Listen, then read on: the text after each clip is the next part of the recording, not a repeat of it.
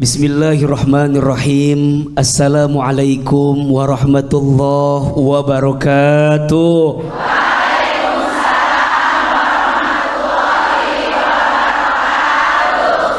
Bunda, ya. Setiap di antara kita diperintahkan oleh Allah untuk menjadi orang yang bertakwa. Betul apa betul? Betul. Siapa orang yang bertakwa itu?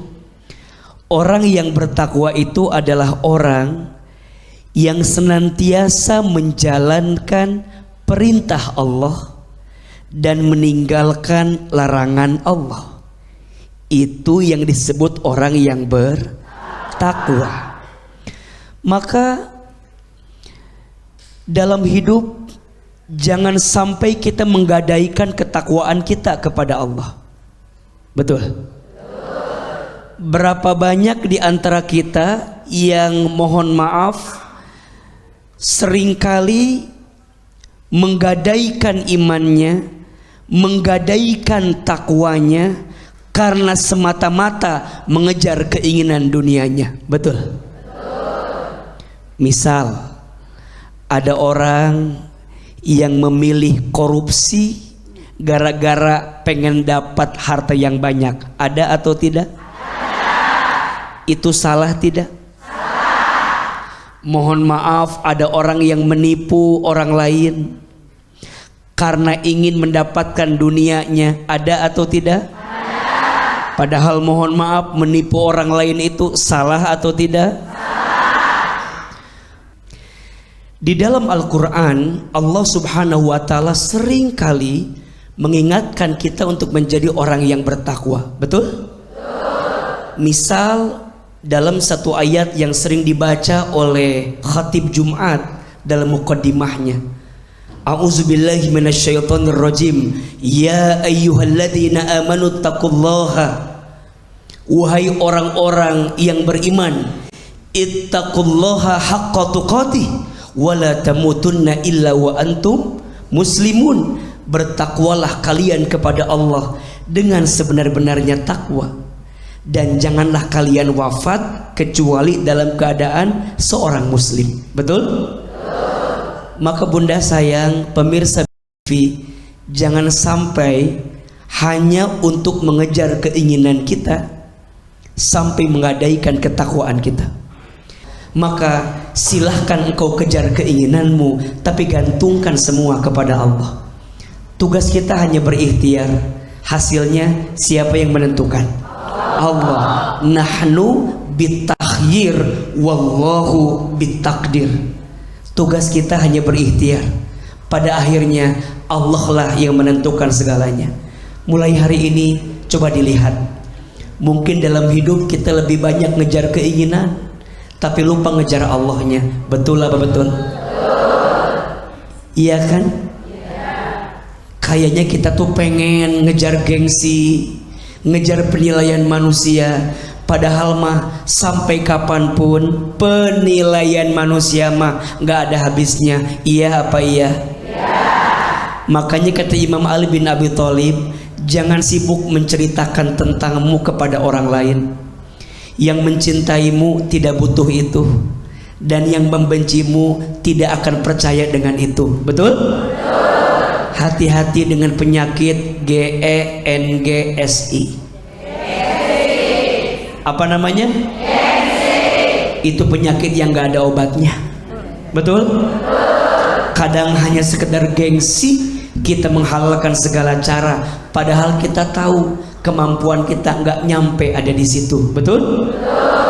Lebih baik belajar untuk menerima apa yang Allah berikan, tingkatkan ketakwaan kita kepada Allah. Karena hanya dengan jalan takwa kita bisa mendapatkan kebahagiaan dalam hidup ini.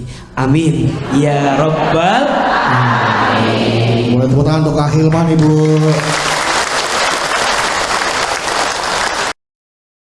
Sekarang kalau ini nggak boleh gengsi, ya, nggak boleh gengsi. Mau nanya boleh, ya, jangan gengsi mau nanya. Oke, sekarang udah kasih kesempatan. Siapa yang mau bertanya?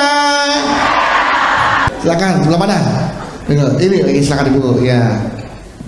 Bismillahirrahmanirrahim. Assalamualaikum warahmatullahi wabarakatuh. Waalaikumsalam warahmatullahi wabarakatuh. Perkenalkan, nama saya Ibu Ali Rosida dari Majelis Taklim Al-Manar, Kecamatan Cimenyan, Kabupaten Bandung. Saya mau curhat. Boleh. Curhatnya mungkin sedikit sedih ya. Kebetulan saya ini dalam keadaan ekonomi yang kurang ya. Alhamdulillah juga kebetulan anak saya itu sudah bekerja di kantor yang cukup besar dan gajinya juga lumayan. Hanya ada satu yang menjadi kekhawatiran dan kesedihan saya, anak saya itu terbawa oleh lingkungan kerjanya yang hidup mewah, pakaiannya harus bagus, hingga tanpa disadari dia sudah menghabiskan hasil keringatnya sendiri, yaitu gajinya. Saya mencoba menasehati anak saya, namun dia seringkali marah dan tidak terima.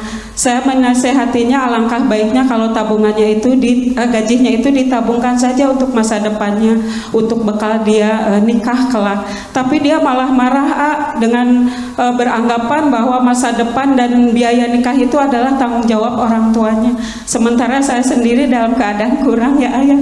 Maaf ini sedikit sedih ibu ya. Yang ingin saya tanyakan kepada AA adalah bagaimana cara saya menasehati dia, bagaimana supaya saya itu bisa sabar menghadapi anak saya, kemudian bagaimana supaya saya bisa mendidik anak saya menjadi kembali ke jalan takwa. Demikian, terima kasih. Wassalamualaikum warahmatullahi wabarakatuh. Waalaikumsalam warahmatullahi wabarakatuh. Udah, silakan langsung jawab. Iya, Bunda. Barangkali pada konteks yang Bunda tanyakan, Bunda sedang dikasih skenario sama Allah, anaknya jadi ujian bagi Bunda, betul? Maka gimana caranya Ustadz? Satu, terima. Ini adalah anak kita, betul? Bagaimanapun kondisinya, seperti apapun keadaannya, ini adalah anak yang Allah titipkan kepada kita. Kalau Bunda bersabar, nerima, ada pahala atau tidak? Boleh jadi kita yang diuji dengan anak, boleh jadi kita mendapatkan pahala dari Allah karena sabarnya kita punya anak yang jadi ujian luar biasa buat kita. Maka yang pertama Bunda terima. Yang kedua, tentu tidak lantas terima begitu saja, harus cari jalan keluarnya. Gimana caranya Ustadz? Berarti Bunda nasihatin anak.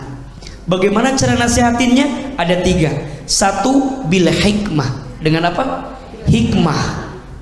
2, wal mau'idhatil hasanah. Dengan pelajaran yang baik. Kalau lisan Bunda tumpul untuk bicara kepada anak Bunda, pinjam lisan orang lain yang sekiranya lebih didengar oleh anak kita. Misal, ini misal, anak kita punya teman, mungkin kita bisa ngobrol lewat temannya, bilang sama anak kita, bisa atau tidak? Bisa. Maka izin Bunda sayang, selalu berdoa sama Allah agar anak kita lembut. Apa doanya? Boleh dibaca ya, doanya Nabi Ibrahim kepada anak cucu keturunannya. Kita baca sekali, Bunda sayang satu kali. Bismillahirrahmanirrahim. Bismillahirrahmanirrahim. Rabbana hablana min azwajina wa zurriyatina qurrata a'yun waj'alna lil muttaqina imama. Baca doa tersebut, sebut nama anak kita, semoga wasilah doa Allah lembutkan hati anak kita. Tepuk tangan buat Bunda yang sudah bertanya. Penanya selanjutnya, silakan. Oke.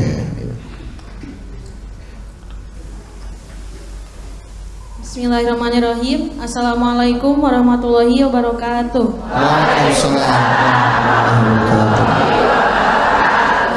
Perkenalkan, nama saya Rika Siti Mariani dari Majelis Taklim Al-Huda Cisarua, Bandung Barat. Jadi gini, saya mau cerita tentang teman saya. Dia itu seumuran kayak saya, tapi gaya hidupnya itu hedon banget, kayak tinggi gitu, orangnya tinggi. Orangnya tinggi. Iya, maksudnya gayanya, Gaya hidupnya. Oh, kayaknya tinggi. Orangnya emang nggak tinggi orangnya. Enggak. Terus? Nah, saya nggak apa-apa kalau dia kayak gitu, suka apa? Tinggal di apartemen, bawa mobil, suka jalan-jalan gitu. Tapi nggak usah apa? Ngerepotin orang. Kayak dia tuh suka minjem uang ke seluruh teman-temannya, termasuk saya juga gitu. Tapi kalau ditagih tuh susah banget, malah di sosmed juga dia malah blok yang mungkin ditagih lewat sosmed gitu ya, malah di blok. Kalau sebel juga sih kalau dia tuh apa diupload di IG gitu ya, lagi jalan-jalan atau dibikin story gitu. Tapi dia tuh gak disembunyiin dari saya, tapi hutangnya tuh belum dibayar gitu. Kan kesel gitu juga ya. Kadang-kadang suka pamer bareng duit rezeki anak solehan. Ya gitu, suka pamer. Saya juga merasa kesel gitu sama dia. Saya juga kesel. Saya gak kenal aja dengarnya kesel. Iya. Gua yang kenal. Jadi gengsi elit tapi bayar hutang sulit gitu.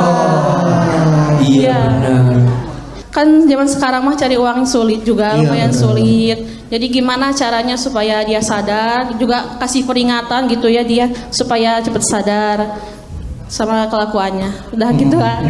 Terima kasih ya. Wassalamualaikum warahmatullahi wabarakatuh. Waalaikumsalam warahmatullahi wabarakatuh. Tepuk tangan dong buat yang bertanya.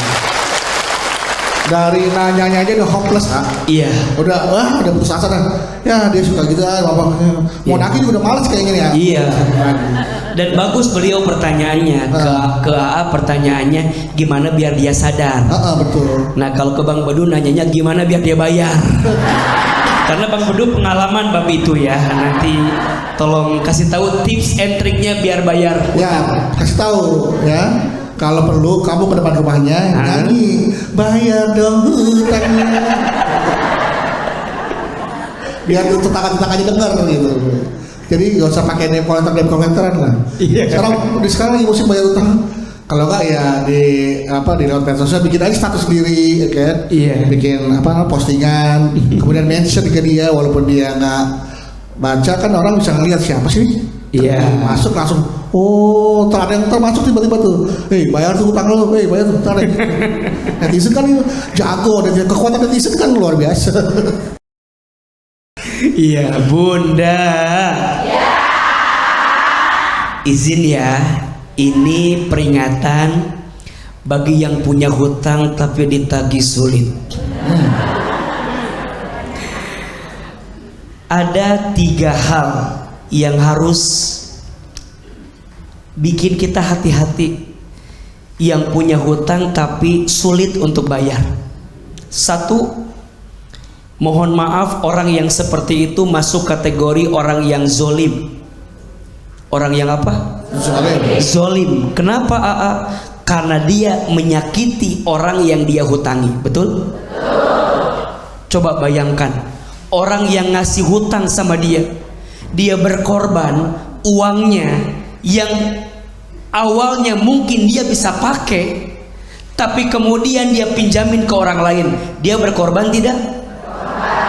Coba bayangin, ketika dia butuh tapi kemudian sulit dikembalikan, zolim tidak? Yang paling ngeselin tadi, punya hutang ditagih sulit, status jalan-jalan wae, kan sok keheulnya, kesel nggak? Hati-hati, masuk golongan orang yang apa? Zolim. Yang kedua, hati-hati, masuk golongan orang yang munafik. Kenapa munafik AA? Bunda sayang semua tahu 3 ciri orang munafik. 1, kalau bicara dia dusta, bohong, betul? 2, kalau dia berjanji ingkar, betul? Bukankah dia waktu pinjam kelihatan butuh dan dia bilang akan ganti tanggal sekian, hari sekian, betul? Berarti kalau dia lewat tidak menepati janji, munafik tidak? Bohong tidak? Dosa tidak?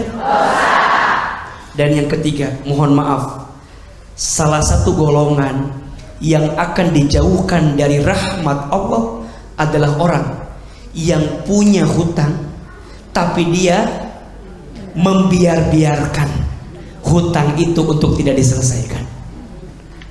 Sebaliknya, golongan orang yang akan mendapatkan rahmat Allah siapa?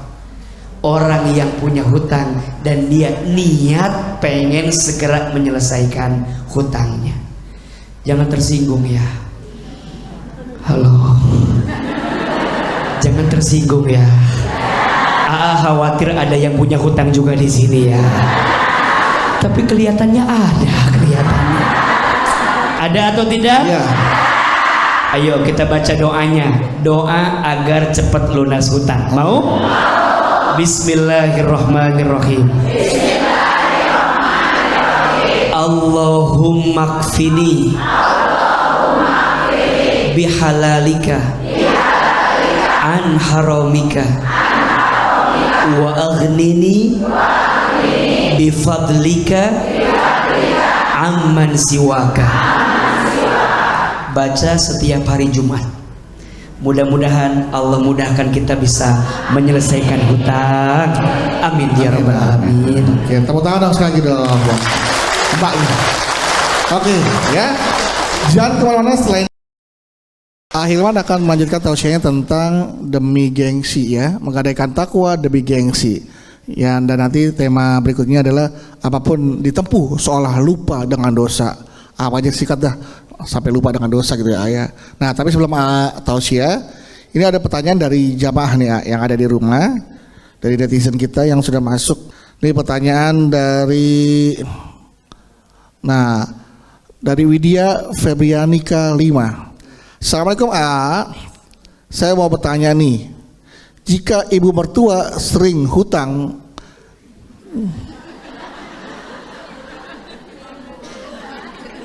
kena langsung ya, kena langsung ke hati ya Bu ya. Jika ibu mertua sering hutangnya hingga ratusan juta untuk keperluan gengsi seperti kegiatan sosialita dan kredit berlian, itu hukumnya gimana? Karena ibu mertua saya begitu, dan semenjak ayah mertua wafat, yang menanggung hutang itu akhirnya suami saya. Saya capek uang suami habis untuk bayarin hutang ibunya. Boleh gak sih saya marah? Tapi gimana nasihatinnya? Saya kan cuma menantu, dia ibu mertua. Kalau dinasihatin lebih galak dari saya. Begitu Hilman. Bunda, ini diantara contoh orang yang gaya elit ekonomi sulit, betul? Ujungnya nyusahin orang, wabil khusus nyusahin anaknya. Maka kalau ada yang bertanya, hukumnya gimana? Salah atau tidak? Salah. Kenapa? Karena satu, dia mengorbankan segala cara untuk memenuhi keinginan dunianya, betul? Padahal kita tahu dunia ini panggung sandiwara, permainan dan senda gurau, betul? Wa mal hayatud dunya illa la'ibun wa lahbun. Dan adapun kehidupan dunia ini adalah permainan dan senda gurau belaka. Maka apa yang harus ibu mertua lakukan? Taubat. Apa? Taubat. Minta ampun sama Allah. Dan mulai hari ini gimana caranya? Berhenti. Hati-hati dengan dosa ya. Dosa itu kan cirinya dua. Satu, bikin gelisah. Bikin apa? Gelisah. Bikin gak tenang, bikin gelisah. Nah itu dosa. Nah hati-hati yang kedua lompatannya, merugikan orang lain. Nanti dari dosa naik level jadi zolim. Maka bercermin dari pertanyaan yang sebelum ini, ayo ibu mertuanya taubat, minta ampun sama Allah. Kalaupun minta dibayarin sama anaknya, ya sudah. Untuk pertamanya boleh. Nextnya liur. Betul? Maka anak juga harus ngasih batasan sama ibunya. Mama, cukup mah. Kemarin udah terjerat dengan hutang. Cukup mah. Sekarang jangan lagi mah. Bahkan boleh kalau sedikit diancam. Ya sudah, kalau mama susah dinasehatin, ya sudah. Untuk selanjutnya mohon maaf ya mah, aku nggak bisa bayarin lagi hutang mama. Boleh nggak? Boleh. Sebagai bentuk nasihat. Kan ada ya orang yang dikasih tahu hese ayat tuh. Yang dikasih tahu susah ada kan? Nulieur aya kan? Susah dikasih tahu teh.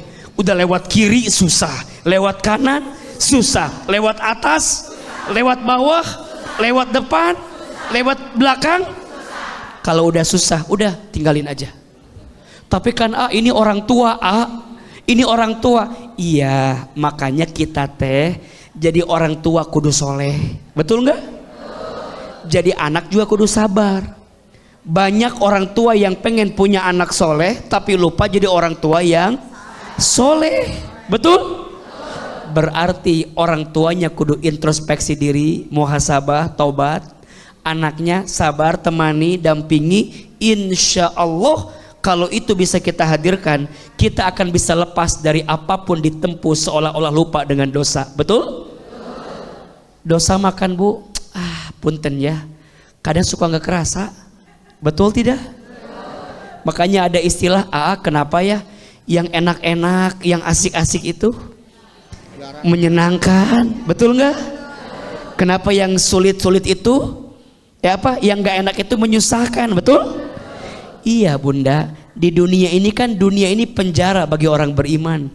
Kata Nabi, dunia ini penjara bagi orang yang beriman. Kumaha penjara teh? Gimana penjara teh? Iya, kesiksa orang beriman mah karena tidak menikmati dunia, tapi nanti Allah akan balas dengan apa? Surga. Mau masuk surga? Orang yang bikin dosa nikmat. Betul gak? Sampai ada lagunya kan? Kenapa yang asik-asik itu? Gitu ya? Aspal. Kenapa? Iya, dia lupa. Padahal Allah nyiapin kita surga. Betul? Mau masuk surga? Gak apa-apa, capek dikit di dunia. Betul? Gak apa-apa, kesiksa dikit di dunia. Jaga ibu, jangan kegoda sama orang. Dan kita mah kadang-kadang suka kesel sama orang teh. Tetangga beli kulkas, kita yang kedinginan coba. Betul? Tetangga beli kompor gas, kita yang kepanasan. Tetangga beli mobil baru, kita yang ketabrak. Dan meniriweuh liatin mobil tetangga terus kita teh. Ayo sekarang mah tenangin hati. Betul? Gengsimu tidak akan menyelamatkanmu. Betul? Justru gengsimu akan semakin menyengsarakanmu. Mudah-mudahan kita bisa lebih tenang dan lapang hatinya. Tepuk tangan untuk kita semua. Sabar bu, sabar. Pokoknya kita mah ibadah, sholat mah cuman sampai meninggal doang gak ayah? Habis meninggal udah gak sholat lagi ayah? Iya, jadi sabar, tahan bu. Ibadah aja, sholat yang rajin ibadah. Ntar kalau udah meninggal kita gak sholat lagi bu. Jadi iya, udah surga nanti insya Allah ya bu ya. Amin, amin, amin. Oke, sekarang kesempatan untuk pertanyaan berikutnya berbuka. Oke, silakan siapa? Yang ini, oh ya. Bismillah. Bismillahirrahmanirrahim. Assalamualaikum warahmatullahi wabarakatuh. Waalaikumsalam warahmatullahi wabarakatuh. Saya Resti dari Majelis Taklim Raudatul Jannah Kaliabang, Bekasi Utara. Mohon bertanya. Boleh. Saya punya teman baru aja melaksanakan pernikahan. Pernikahannya itu sangat mewah. Yang berapa? Yang pertama atau ya, sangat mewah. Jadi dari dulu itu dia emang punya keinginan gitu. Kalau misalkan nikah itu pengen yang mewah, yang megah gitu. Iya. Jadi itu dia pengen di gedung, dari dekorasinya yang bagus, makanannya pun yang enak gitu. Nah itu tapi dari pihak laki-laki memang sebenarnya tuh pengennya biasa-biasa aja gitu. Nah akhirnya si ibu dari perempuan ini ngebantuin biayanya pernikahan itu karena mahal gitu kan, sebesar 750 juta. Wah Allah. Iya. Bisa buat 3 kali nikah itu. Iya, nah akhirnya si ibu ini kelilit utang gitu, kelilit utang, sampai-sampai ngejual tanah, sampai rumahnya pun dijual, dia rela gitu, rumahnya dijual, jadi nempatin rumahnya yang kecil gitu, jadinya biasa-biasa aja jadinya tuh kehidupannya sekarang. Jadi tuh pertanyaannya, apakah ini termasuk menggadaikan takwa demi gengsi, Ya, terima kasih. Assalamualaikum warahmatullahi wabarakatuh. Waalaikumsalam warahmatullahi wabarakatuh. Silakan. Bunda. Di dalam Islam kita mengenal sikap namanya tawazun. Namanya apa? Tawazun itu bersikap tengah-tengah. Bersikap apa? Tengah-tengah. Bunda sayang kalau Bunda punya pengen beli sesuatu, boleh apa boleh? Boleh. Asalkan punya. Asalkan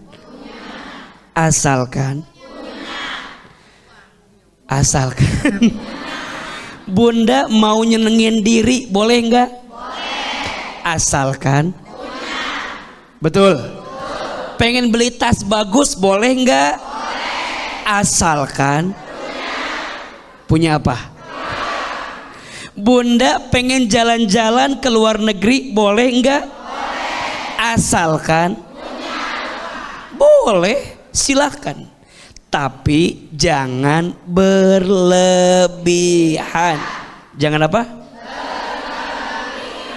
Khawatirnya masuk 2 kategori yang tidak boleh. 1 israf, 2 mubazir. 1 apa? Israf, berlebihan. 2 mubazir. Mubazir itu menelantarkan, menghamburkan nikmat yang Allah kasih tapi tidak bisa kita manfaatkan. Innal mubazirina kanu ikhwanash syayatin. Sesungguhnya orang yang suka mubazir itu saudara siapa? Syaitan. Nauzubillahi min. Kalau punya boleh. Yang selanjutnya, kalau nggak punya jangan maksain. Betul? Tadi teteh nanya, teman saya nikah sampai ratusan juta. Kalau ada boleh nggak? Kalau punya boleh nggak? Yang nggak boleh, nggak ada maksain. Ujungnya bikin maldorot. Nikah resepsinya sehari, habis itu susahnya bertahun-tahun karena cicilannya belum dibayar. Betul? Apa betul? Ada yang begitu di sini? Yang mana orangnya itu di sini? Makanya kudu nyadar diri. Kudu apa? Nyadar diri, nyadar kemampuan. Betul? Maka ini nasihat buat semua ya, adik saya. Jangan sampai mengorbankan resepsimu ratusan juta, kemudian setelah itu kamu susah hidupnya. Betul? Padahal mohon maaf, resepsi sejam, 2 jam, 3 jam selesai. Betul? Tapi hidup kita di rumah tangga bertahun-tahun. Betul? Mau dibawa kemana semua itu? Resepsi paling nyenengin tamu doang yang datang. Betul? Nyenengin sosmed doang biar postingannya rame. Betul? Setelah itu ngapain? Betul apa betul? Makanya sederhana aja, sikapnya tawazun, tengah-tengah. Tengah-tengah. Kalau punya boleh, kalau nggak ada jangan maksa. Insya Allah Allah tidak akan mungkin memberikan beban melebihi batas kemampuan kita. Betul? Dan caranya agar kita nggak mudah gengsi, caranya jangan terlalu mendengarkan penilaian manusia. Iya apa iya? Capek mendengarkan penilaian manusia mah, nggak ada habisnya. Ada yang nilai kita siapa? Resepsi biasa aja yang penting halal, betul? Betul. Resepsi mewah tapi nggak maksain, boleh? Boleh. Bahkan nggak resepsi pun Boleh. nggak apa-apa. Nggak apa-apa. Yang penting halal, betul? Resepsinya biasa aja, tapi setelah resepsi, masya Allah, honeymoon umroh, loncat ke Turki, pulang dari sana pusing bayarnya gimana? Jangan maksain. Tuh 2, 3. Jangan maksain. Tepuk tangan buat Bunda yang bertanya. Siapa lagi yang mau bertanya? Mana? Ini ya, oke nih ya Ibu. Ya ini ya. Iya. Assalamualaikum warahmatullahi ta'ala wabarakatuh. Waalaikumsalam warahmatullahi wabarakatuh. Perkenalkan, nama saya Anissa. Saya dari Majelis Taklim Nurut Taqwa, Pamijahan, Bogor. Izin bertanya, AA. Boleh, silakan.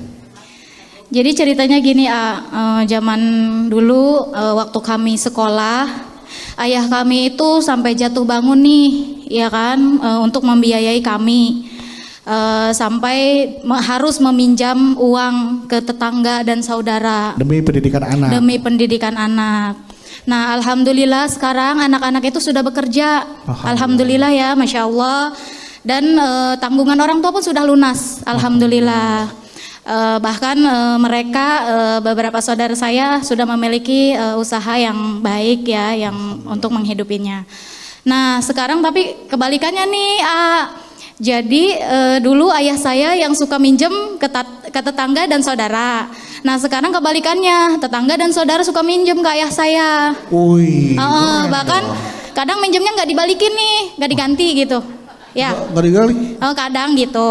Kadang. Nah masalahnya gini, jadi ayah saya tuh kan orangnya jor-joran nih, misal nih contoh. Royal ya. Iya, entahlah ini masuk ke gengsi atau enggak ya. Misalkan nih contoh punya uang 100.000. Itu 100.000 itu dia nggak memikirkan untuk dia kasih. Misalnya ada saudara atau tetangga mau minjem, dia punya uang 100.000 dikasih semua. Nah pertanyaan saya, apakah itu masuk gengsi? Ayah saya karena dulu suka minjem uang dan sekarang kebalikannya, ayah saya bisa meminjamkan uang. Terima kasih. Akhirul kalam wabillahi taufik walhidayah. Wassalamualaikum warahmatullahi wabarakatuh. Waalaikumsalam warahmatullahi wabarakatuh. Keren ayahnya ya. Bagus. Minjem uang buat pendidikan dengan anaknya sukses berhasil. Iya. Sekarang orang minjem uang ke bapaknya. Iya. Tapi bapaknya, dia nggak usah pinjem lah. Iya. Iya. Bunda. Berbuat baik ke orang lain boleh tidak? Boleh. Harus. Tapi jangan mencelakai diri sendiri. Betul? Misal begini. Kalau ada pertanyaan, sedekah kepada siapa yang paling baik? Infak kepada siapa yang paling baik? Jawabannya kepada orang terdekat. Betul? Khairukum li ahlihi wa ana khairukum li ahli. Kata Nabi, sebaik-baiknya di antara kamu yang paling baik sama keluarganya. Dan aku yang paling baik sama keluargaku. Ini pesannya. Jangan sampai ke orang lainnya baiknya luar biasa, tapi ke keluarga sendiri pelitnya luar biasa. Ada nggak yang begitu? Itu nggak boleh.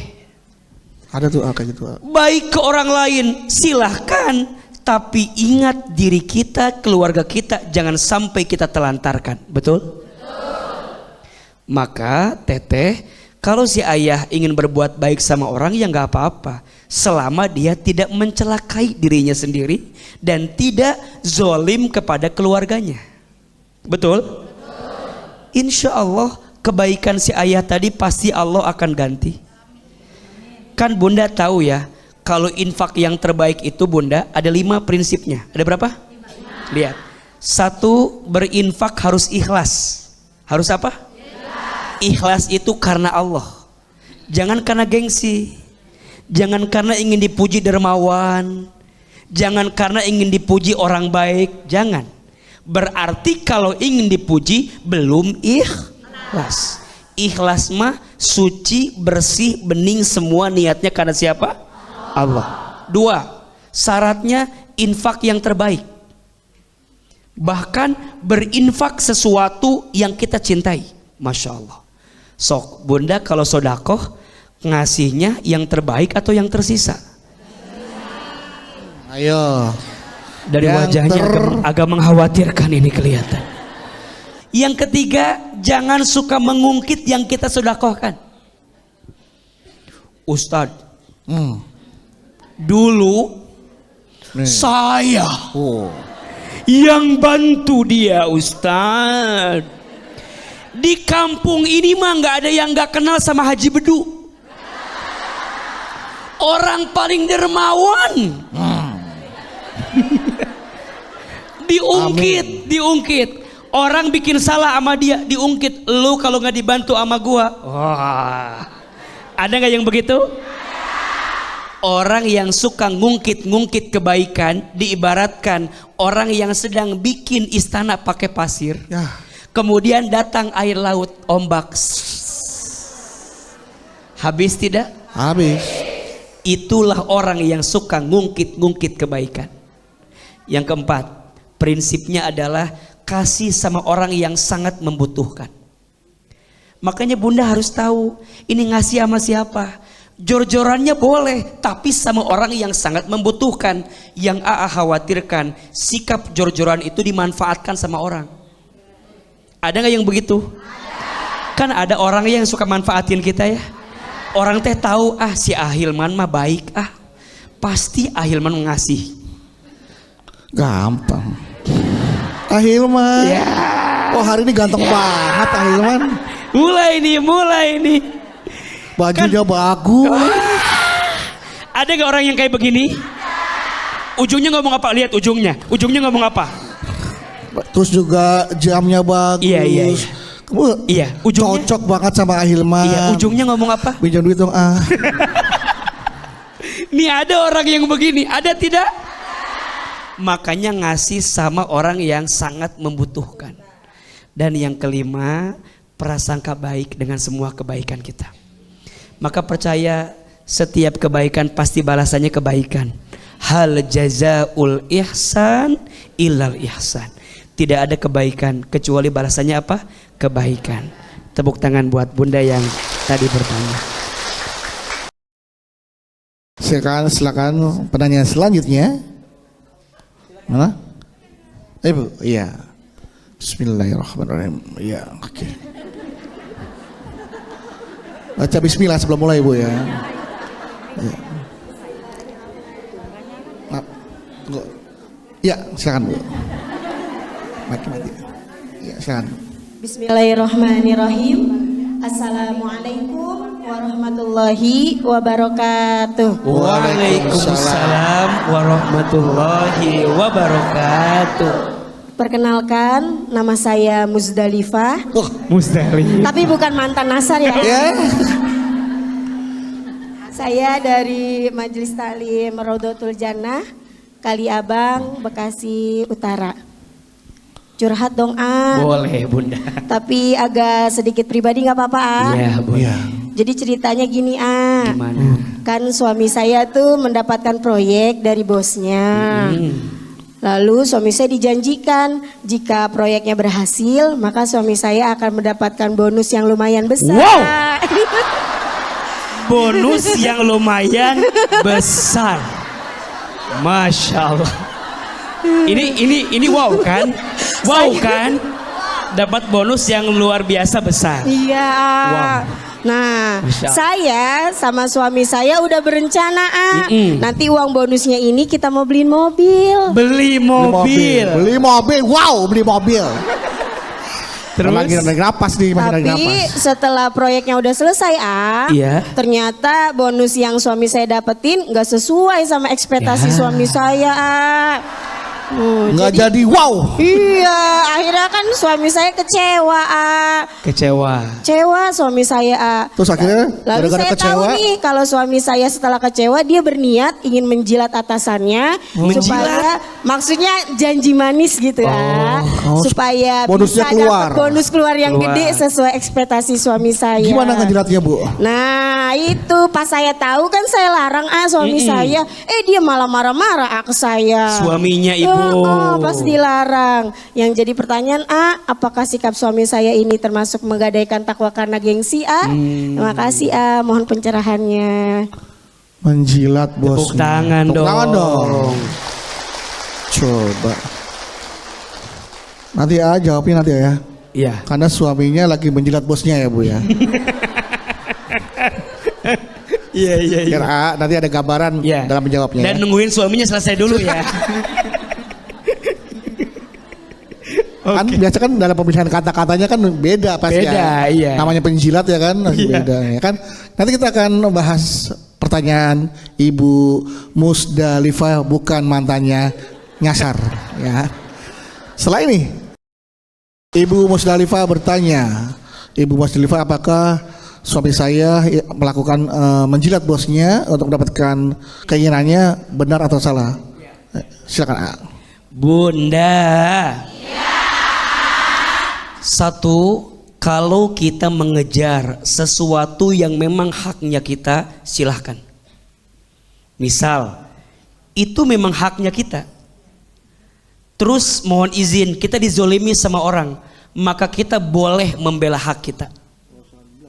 Ya, nggak usah menjilat, capek. Tapi kita membela apa yang jadi hak kita, betul? Boleh tidak? Karena membela hak itu bagian dari ibadah. Betul? Ayo kita tuntaskan sampai selesai. Kan dua, ujungnya satu kita menang. Kalaupun kita kalah kita dapat pahala. Karena kita membela apa yang jadi hak kita, yang seharusnya jadi milik kita. Sama kayak ibu, ada yang mencuri. Ibu tahu, ibu jangan biarin. Ada yang mencuri, silahkan.